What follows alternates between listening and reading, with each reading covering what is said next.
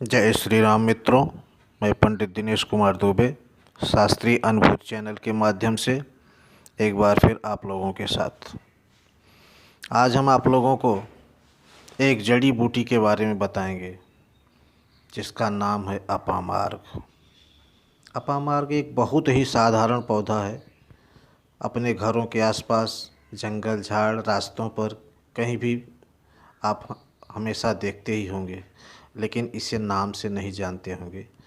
अपामार्ग की पहचान न होने के कारण लोग इसे बेकार समझते हैं और यह भी नहीं जानते कि अपामार्ग के फ़ायदे क्या क्या हैं, इसका इस्तेमाल कैसे होता है। जी हाँ, अपामार्ग एक बहुत ही गुणकारी औषधि है जिसका वर्षों से आयुर्वेद में इस्तेमाल किया जा रहा है। अपामार्ग के उपयोग से विकारों को तो ठीक किया ही जाता है, बीमारियों को रोकथाम भी की जाती है। जैसे आप दांतों के रोग, घाव सुखाने में, पाचन तंत्र विकार, खांसी, मूत्र रोग, चर्म रोग सहित बहुत सारी बीमारियों में अपामार्ग का लाभ ले सकते हैं। लेकिन इसकी जानकारी बहुत ज़रूरी है।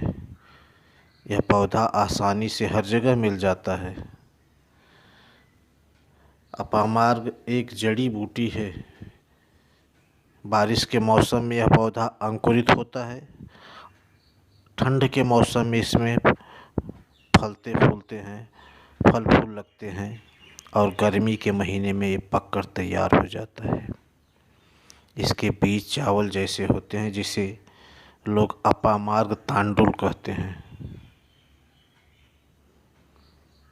मुख्यतः दो प्रजातियां पाई जाती हैं और जिनका प्रयोग चिकित्सा जगत में किया जाता है। एक सफ़ेद अपामार्ग है और दूसरा लाल अपामार्ग। दोनों में समान गुण होते हैं और दोनों का प्रयोग चिकित्सा जगत में किया जाता है। इन्हें चिचिड़ी, चिरचिटा, लटजीरा, अपामार्ग, भुइगुंडा बहुत सारे नामों से लोग जानते हैं। आइए अब हम आपको इसके औषधीय गुणों के बारे में बताएंगे। अपामार्ग का प्रयोग दांतों के लिए बहुत ही अच्छा होता है।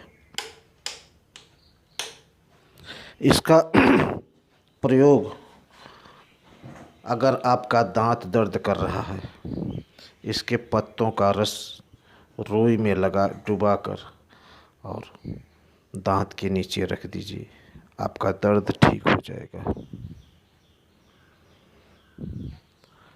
अपामार्ग की ताज़ी जड़ से रोज़ाना दातून करने से दांत के दर्द, मसूड़ों की कमजोरी, दांतों का हिलना, मुंह से बदबू आने की परेशानी ठीक होती है। हाँ, यदि ताज़ी जड़ी न मिले तो सूखी जड़ी को लाकर पानी में भिगोकर रख दीजिए। 1 घंटे बाद वो ताज़ी जड़ी जैसी हो जाएगी। चर्म रोगों में, फोड़े फुंसियों में इसके पत्तों का रस पीसकर लगाने से आराम मिलता है।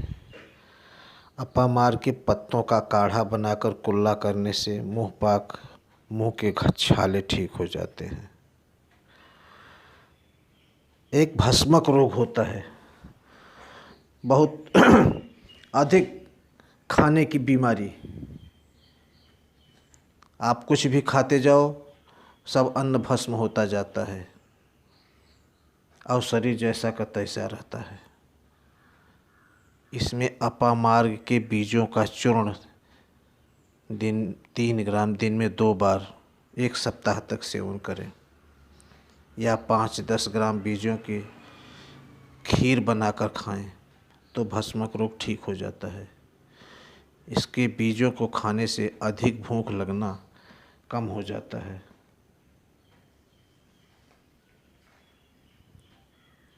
घाव सुखाने के लिए अपामार्ग के रस का मलहम लगाएं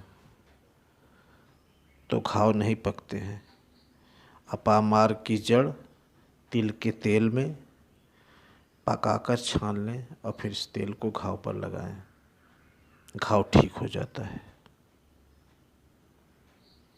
अपामार्ग के पंचांग का काढ़ा बनाकर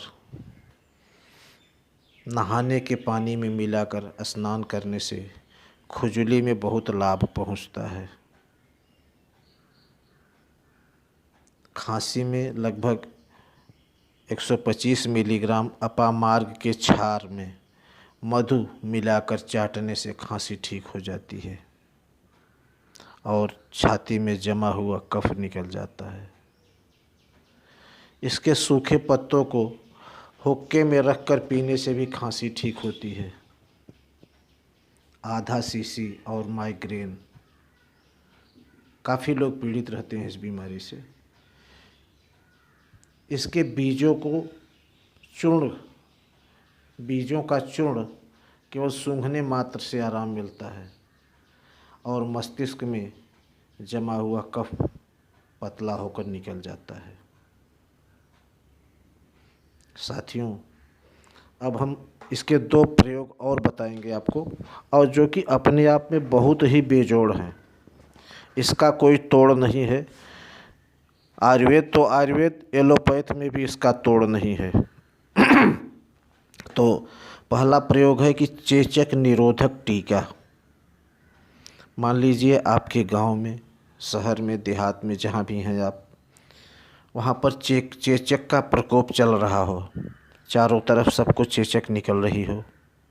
आप एक काम कीजिए, हल्दी और अपामार्ग की जड़ दोनों को बराबर मात्रा में एक साफ पत्थर पर अच्छे से घिसें, दोनों को बराबर घिसें, हल्दी और अपामार्ग की जड़, और इसका लेप बना लें घिसकर। पीसें नहीं, केवल घिसें। और इसका लेप बनाने के बाद इसे हाथों और पैरों के नाखूनों पर, 20 नाखूनों पर, 10 उंगलियाँ पैर की और 10 उंगलियाँ हाथ की, मतलब 20 नाखूनों पर, नाखूनों के ऊपर इसका लेप लगाएं। और एक लेप चंदन, जैसे मस्तिष्क के ऊपर जहाँ टीका लगाते हैं वहाँ एक टीका लगा दें।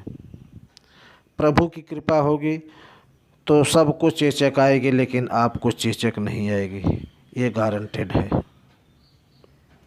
तो इस ढंग से अब हम आपको दूसरा और अंतिम प्रयोग बताने जा रहे हैं। दूसरा प्रयोग है प्रसव को आसान बनाने के लिए।